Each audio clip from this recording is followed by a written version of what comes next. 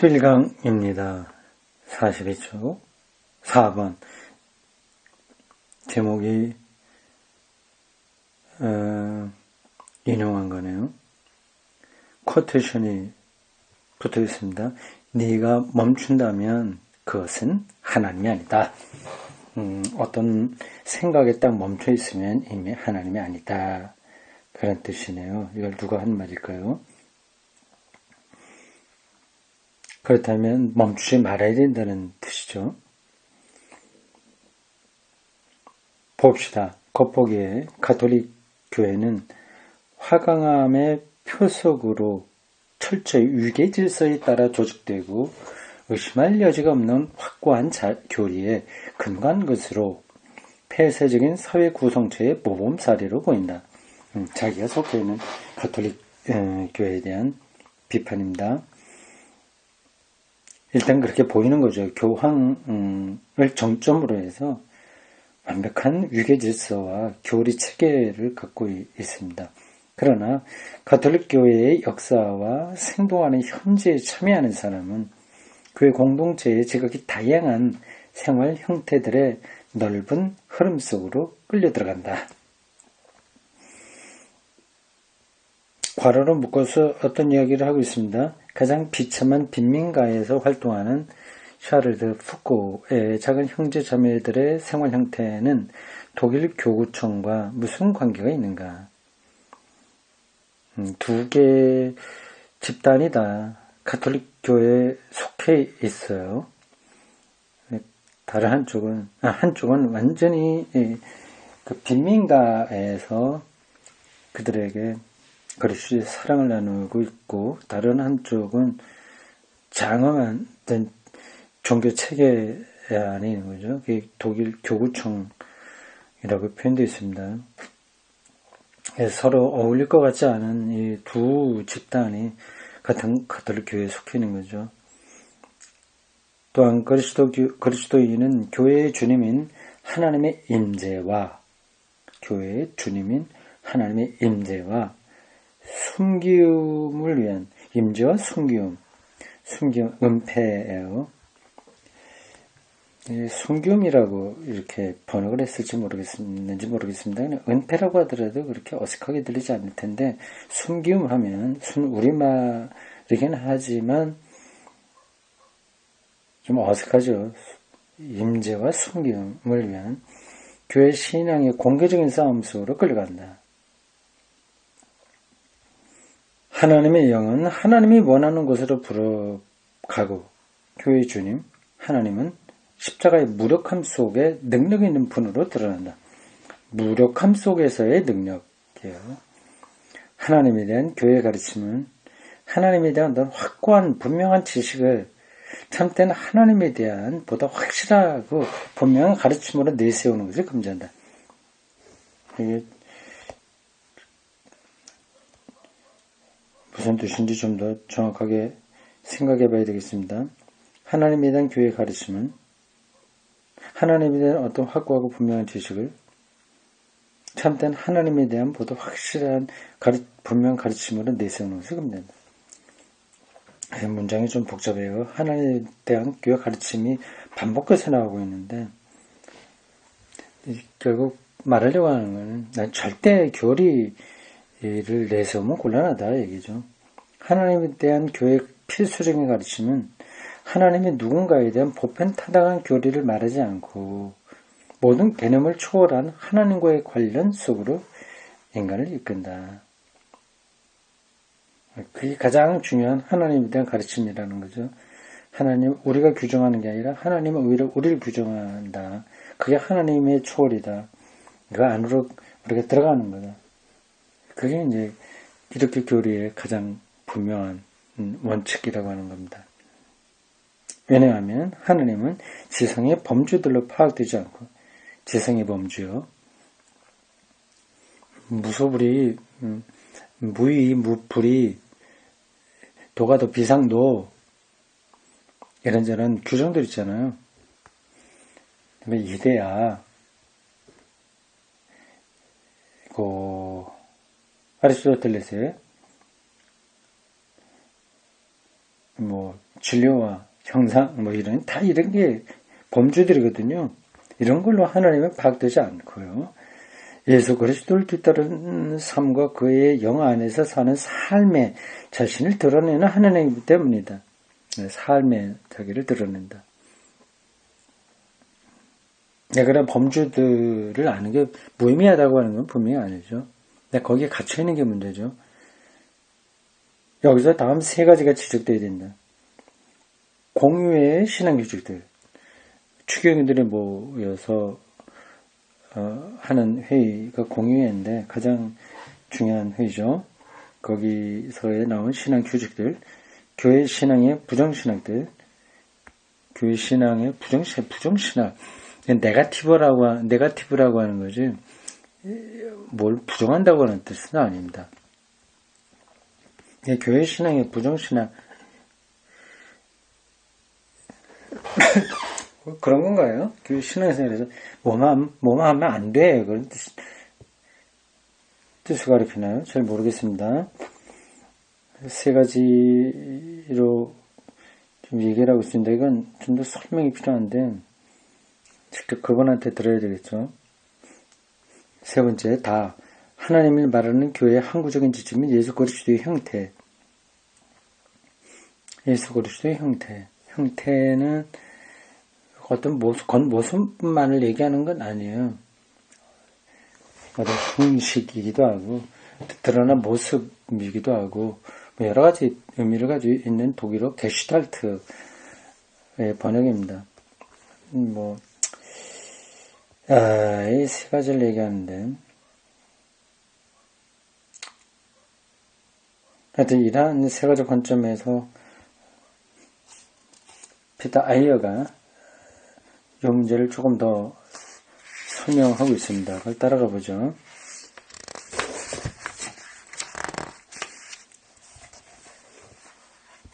결국 여기서 그가 얘기하려고 하는 것은 하나님을 절대 교리로 가둬둬서는 안 된다는 거죠.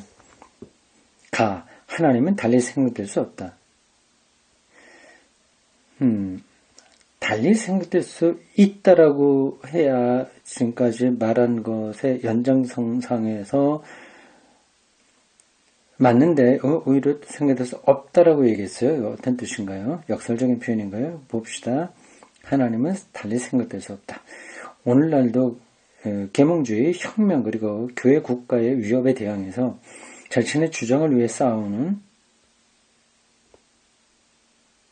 권위주의적인 가톨릭주의의 가장 강경한 표현으로 간주되는 것은 1870년대 1차 바티칸 공회의다. 여기 가톨릭의 권위주의가 나타났다고 하는 겁니다. 이 공회에는 유럽 현대 계몽주의적 하나님 사상을 인정하려고 했지만 하나님에 대한 말의 온전한 의미를 모든 인간적 포착과 규정으로부터 구분했다. 이건 옳은 거죠. 이 공유에는 하나님이라는 표현이 만물의 근원과 목적을 지적인 논리의 맥락 속에서 의미 있게 나타내는데 사용될 수 있고 사용되어야 한다는 것을 부정하지 않는다. 그러나 이로써 살아있는 참된 은총의 하나님이 인식된다는 주장을 단호히 거부한다. 합리적이고 지적이고 계몽적인 그런 어떤 그 학문적인 맥락 속에서 하나님이라는 표현을 근원적인 목적으로 설명하는 건 옳지만 그것으로 하나님이 완전하게 이해되는 건 아니다. 그 주장이죠. 자연적 이상의 논리적 맥락에서 하나님을 부르고 하나님으로 불리고 하나님으로 증명될 수 있는 것은 말할 수 없이 숭고한 하나님 계시에 비하면 천박한 것이다.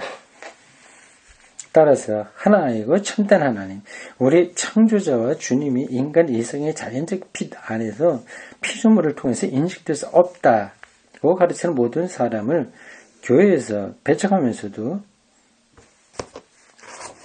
16각주입니다. 됐습니다. 배척하면서도 이 공유에는 그리스도교적 신앙의 하나님을 파악할 수 없이 드높은 분으로 피조적인 지성과 신앙의 인식으로 그 신비를 다 파갈 수 없는 분으로 가르친다. 두 가지 이 차원에서 하나님에 대한 규정을 그 공유에서 했네요. 베드간 제1차 공유에서 했네요. 하나는 그래 그 지적이고 합리적인 세상의 학문이 있지 않습니까? 그런 걸 통해서는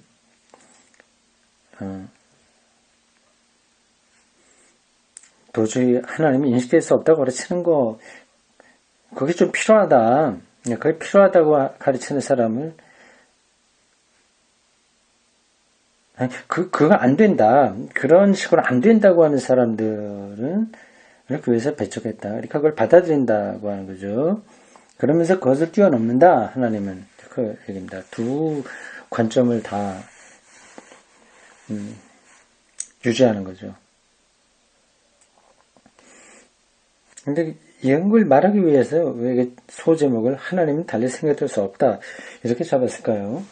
이건 좀 설명이 더 필요한데 그냥 가겠습니다.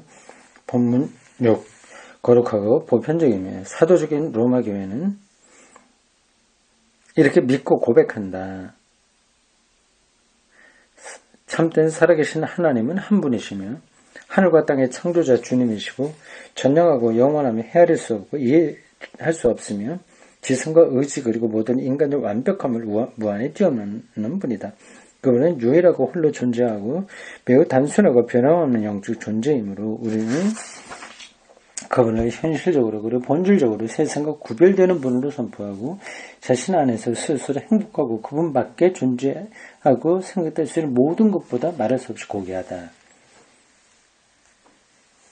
그러나 믿음 안에서 일깨워진 이성이 열심히 경건하게 그리고 순수하게 탐구하면 이성은 하나님의 은총으로 어느 정도 신비에 대한 통찰을 얻을 수 있다. 초월적이면서도 이성의 접근을 허락하는 거죠. 이 통찰은 이성의 자인적 인식에 상응하면 토마스 아퀴나스의 신학을 유지하니까 그럴 수밖에 없습니다.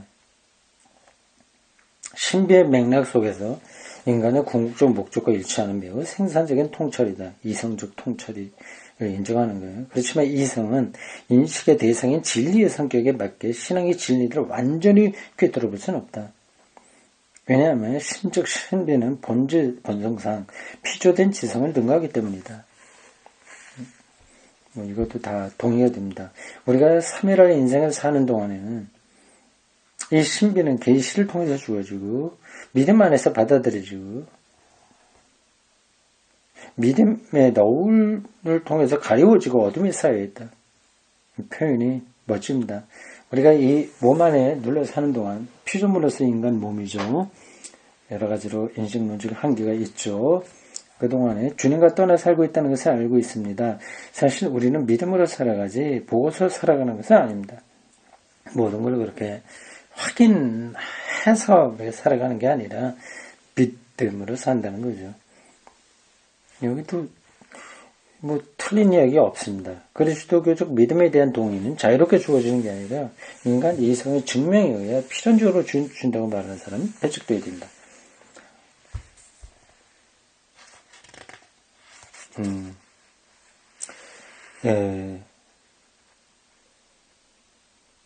피타이아가 인용한 베테간 공의의 문건 참 동의할 수 있습니다. 하나님이 누구신지는 가톨릭의 가르침에 따르면 고백을 통해서 알려진다. 그러나 결국 인간적으로 파악할 수 있는 존재는 아니다. 그렇죠.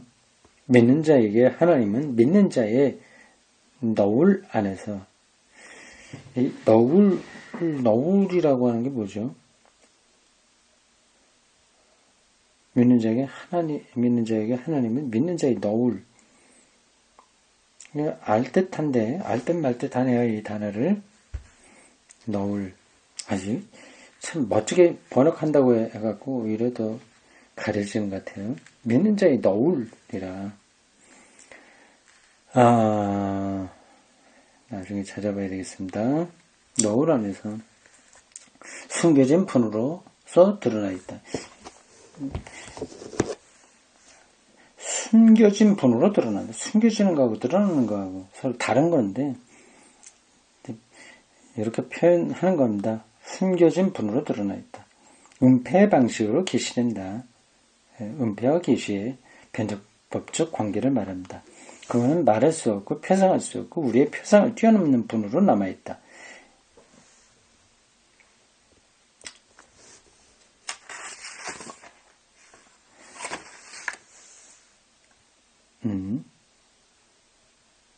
이성이 말하는 하나님은 근본적으로 그리스도교적 신앙이 이런 하나님이 아니라는 주장을 종교회의는 이단으로 간주한다. 종교회의는 이 바티칸 종교회의를 가리킵니다. 하나님을 말하거나 어떤 목적을 위해서 하나님을 주장하는 사람의 의도를 검토할 것을 요구한다. 그리스도교적 신앙의 하나님은 인간의 표상과 관련된다. 표상, 반복되는 단어예요. 생각해 두십시오. 지난 시간에 말했습니다. 포슈달룽이에요. 포슈달룽. 앞에 둔다는 어원으로서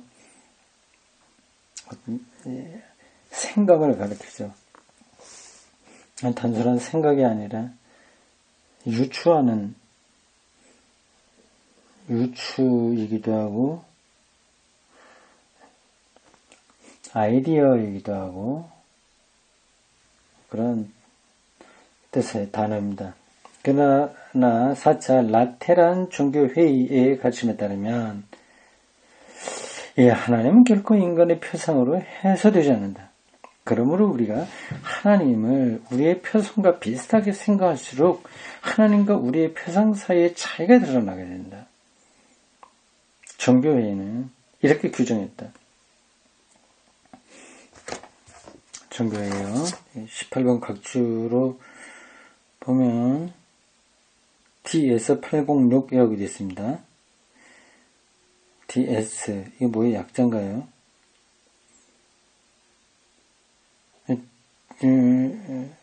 바티칸 종교회의 문서라고 하는 뜻이겠죠.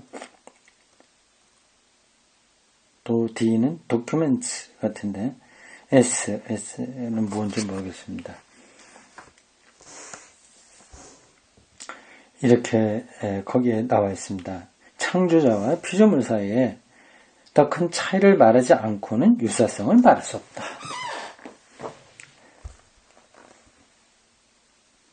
여기에는 스스로를 계시하는 하나님의 주권이 확실하게 유지되었다. 왜냐하면 은혜의 삼위일체적 현실과 우리 자신의 하나님 표상 사이의 관계는 이 점이 종교에서는 중요했는데 우리 자신이 하나님과 우리 표상 사이에 생각할 수 있는 관계는 전적으로 다르다고 말했었기 때문에 이 문장이 조금 거칠어요.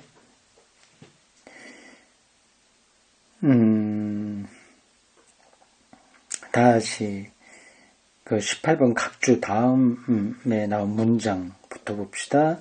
창조자와 피조물 사이에 더 큰 차이를 말하지 않고는 유사성을 말할 수 없다. 유사성, 창조자와 피조물 사이에 유사성이 딱 있다는 건 아니죠. 연결점을 얘기하는 겁니다.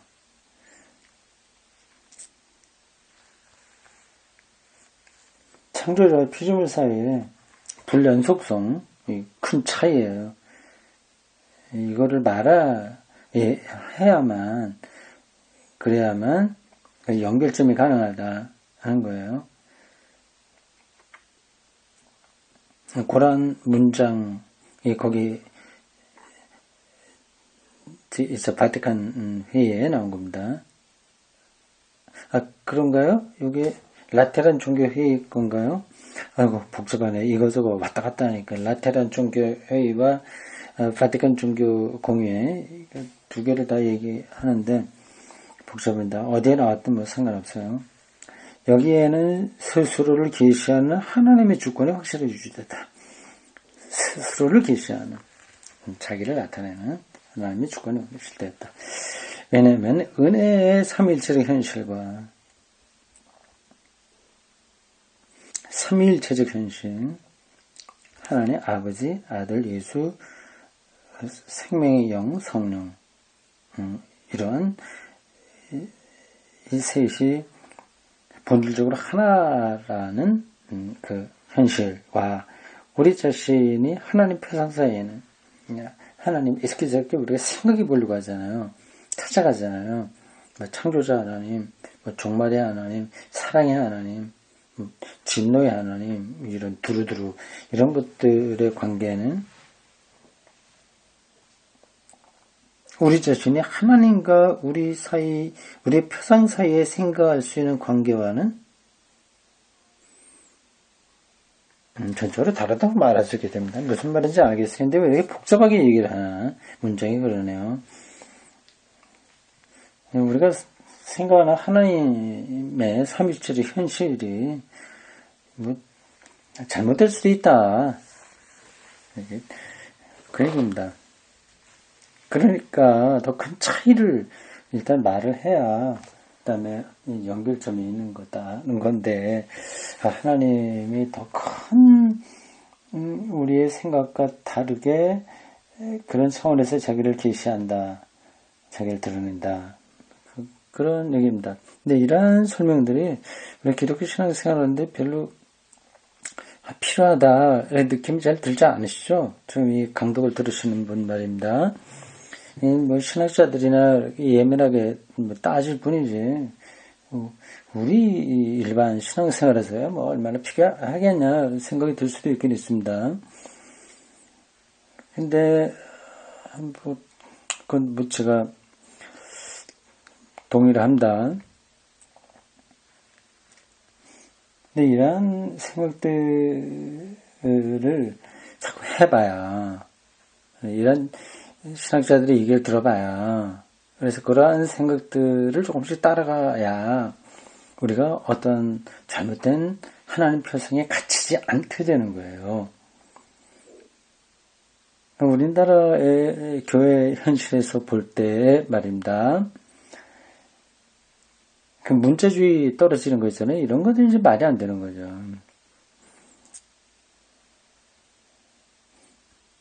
동성애자들을 완전히 마녀 취급하지 않습니까? 마녀? 뭐, 꼭 여자만 얘기하는 건 아니고. 근데 그들을 극단적인, 방식으로 하나님의 심판 뭐 이런 식으로 얘기하고 뭐 죄하고 연관시키고 하고 있지 않습니까? 그렇게 하는 이유가 하나님에 대한 표상이 그 잘못되어 있는 거예요. 아주 옛날 우리하고 전혀 다른 삶의 자리에서 말했던 생각했던 하나님의 표상, 바울이 로마서 1장에서 뭐 동성애를 비판했다거나 뭐 등등등등 그런 것들을 그대로 받아들이려고 하는 거죠. 하나님에 대한 표상이 멈추고 있는 거죠.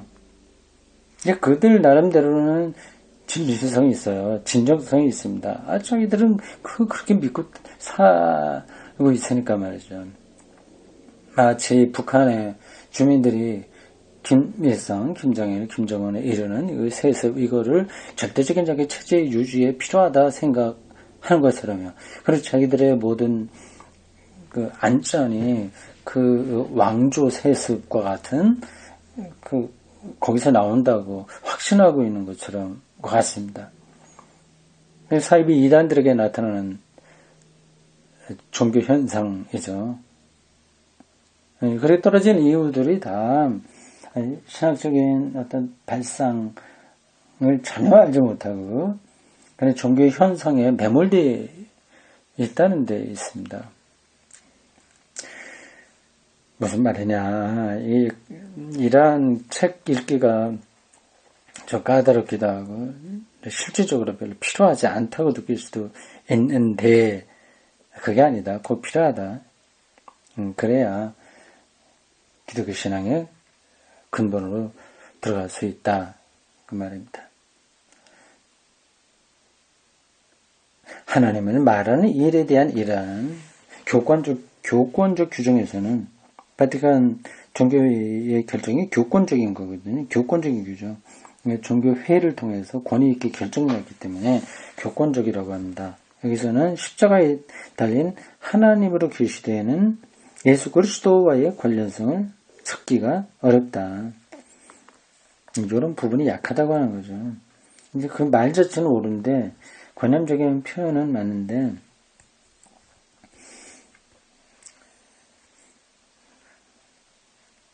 삼위일체적 현실이라고 얘기하긴 하지만 예수 그리스도의 관련성이 약하다는 거죠. 그리고 하나님에 대한 이란 말은 사회 상황 속에서 해방적으로 되고 구속적으로 되는데 이런 교권적 규정에서는 사회 상황의 관련성을 찾기도 어렵다. 해방신학적이고 상황 윤리적인 부분들이 좀 약하다고 하는 거죠. 글쎄요, 이런 비판이 가능할까요? 라테란의 바티칸 회의에서 다른 어떤 것들에 많은 이야기를 했는지 모르지만 피터 아이가 인용한 요 몇 가지 대목을 놓고 거기서 해방신학적이고 상황 윤리적인 요소가 약하다 이렇게 비판하는 것은 조금 맞지 않은 것 같습니다.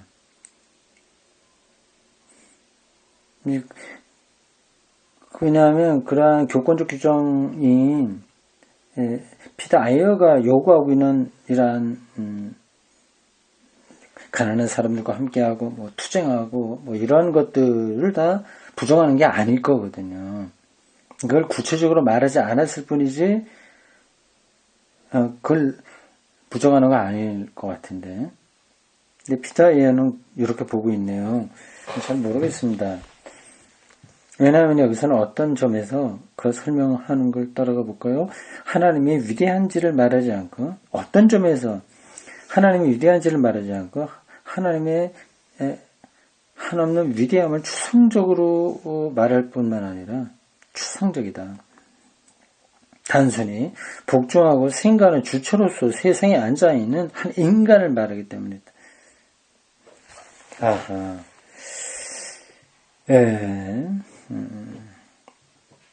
하나님을 말하기 위해서 인간은 역사의 피안으로 밀려난다. 하나님과 세상의 관련성은 성서의 전통의 필수적인데 교권적 규정에서는 전혀 고려되지 않는다. 이게 꼭 그럴까요?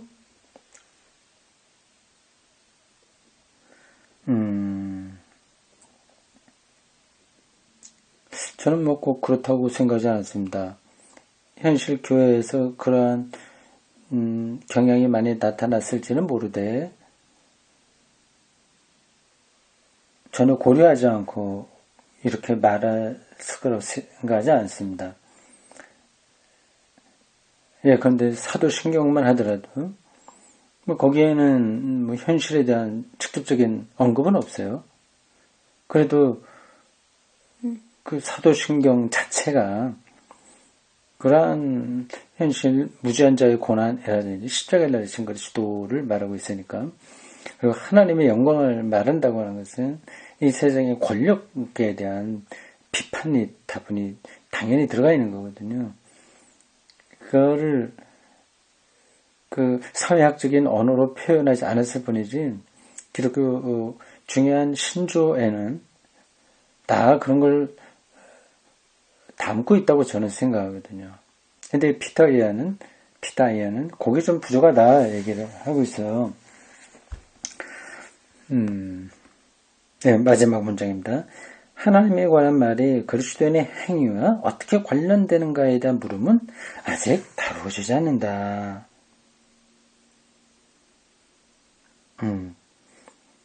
일단 여기까지 오늘 보겠습니다.